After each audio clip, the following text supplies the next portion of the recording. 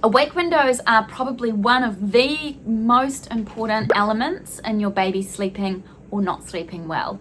So if a baby's awake windows are too short, also then have short naps because they weren't tired enough to nap for longer. Short awake windows can also lead to increased night waking, the witching hour in the evening, early morning waking, and that kind of thing. On the opposite end of the scale, awake windows that are too long, so your baby being awake for longer than they can handle, can also lead to short naps due to overtiredness. It can lead to night waking and it can lead to early morning waking as well. So it is super important to get the awake windows right, because your child's sleep really depends on it. Today's question that I'm going to be answering is, what is the awake window for a 4 or 5 month old?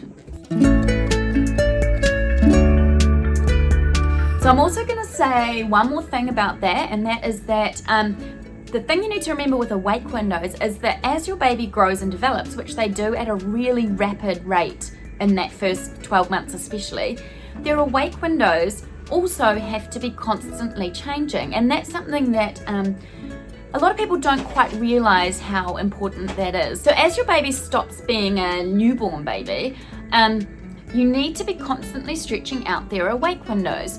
And I think a lot of the time we just forget to do that, or we don't realize quite how important it is, or we're really conscious of not being overtired, so we actually end up putting them to bed too soon. So what you're really doing by 4 or 5 months old is you really should have moved completely away from newborn sleep habits. And by that I mean the sort of cliche 1 hour awake time between naps, and you're looking at least a 2 hour awake window by that age. So that means your baby wakes up in the morning, and then 2 hours from there is their first nap. They wake up from their nap, 2 hours from there is their next nap, and so on throughout the day. Closer to 5 and heading towards 6 months, you'd want to be slowly stretching out those awake times again, because like I said, they're always changing and expanding. By 6 months, you're starting to look at dropping that very late afternoon, the third nap of the day. So then they're going to have a longer awake time in the afternoon and evening at that time of the day, after their last nap and before bedtime, than they will have in the morning. Once you get towards 6 months, it's not quite as simple as it's consistently a 2 hour awake time.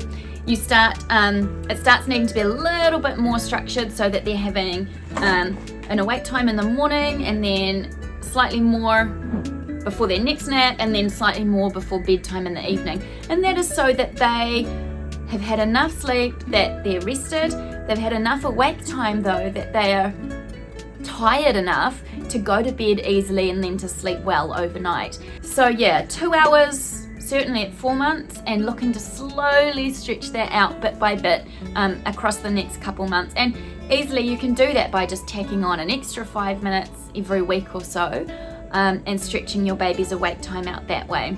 So I hope that's helped those of you who have babies in that age range.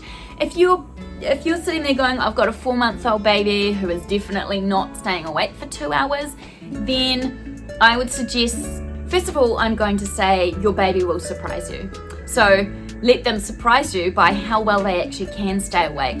And my advice would be to start with what you're doing. Maybe you're doing an hour 15, maybe an hour and a half, and every couple days just stretch them by 5 minutes every few days, and then quite quickly you'll find they adapt to having a longer awake time, and I think you might be pleasantly surprised that they're also napping better as a result. You can also just change their activity, or take them outside to get some fresh air, or put some music on, or do something different to kind of get them through that lull in their energy, to keep them going for a little bit longer. I hope that's been really helpful. In terms of awake times, we have a lot more information about awake times and the ideal nap lengths and things on our website, and also a lot more videos about it on our YouTube channel. Make sure you subscribe so you get lots more videos like this one. See ya!